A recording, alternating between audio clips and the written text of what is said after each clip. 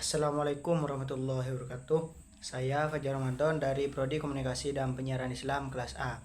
Di sini saya akan mereview materi yang sebelumnya sudah dijelaskan oleh pemateri tentang pengertian sunnah, kedudukan dalam hukum Islam, perbedaan antara kata sunnah, hadis khobar, dalalah qot'iyah, dan daniyah.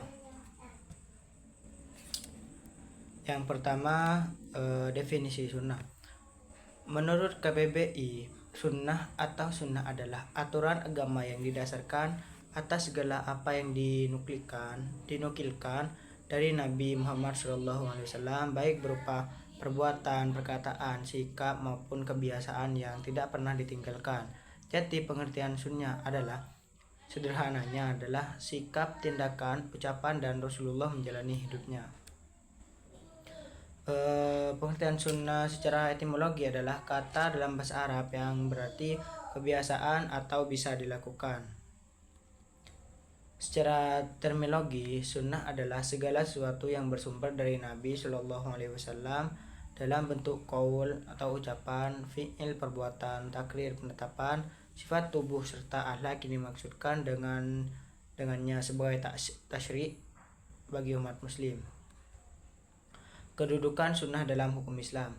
Kedudukan sunnah dalam hukum Islam sebagai hukum, para ulama telah konsensus dasar hukum Islam adalah Al-Quran dan Sunnah.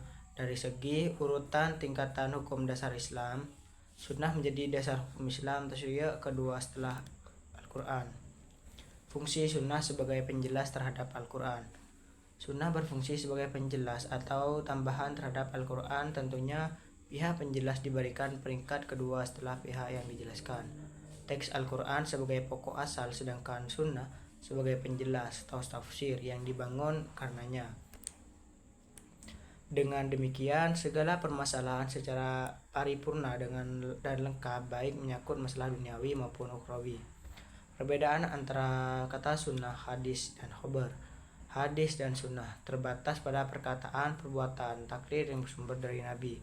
Sedangkan sunnah segala yang bersumber dari Nabi, baik berupa perkataan, perbuatan, takrir, tabiat, budi pekerti atau perjalanan hidupnya, baik sebelum diangkat menjadi rasul maupun sesudahnya.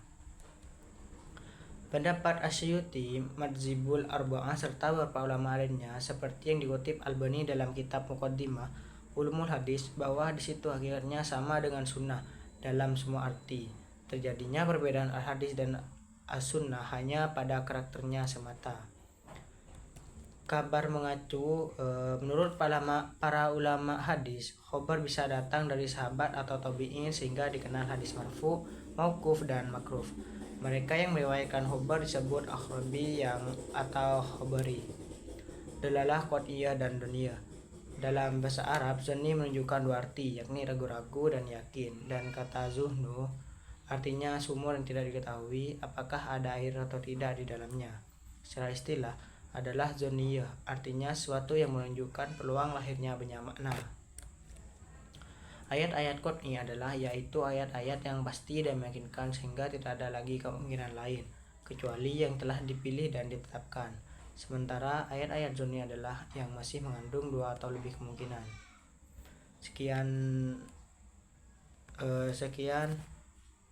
materi dari saya, kurang lebihnya saya mohon maaf. Assalamualaikum warahmatullahi wabarakatuh.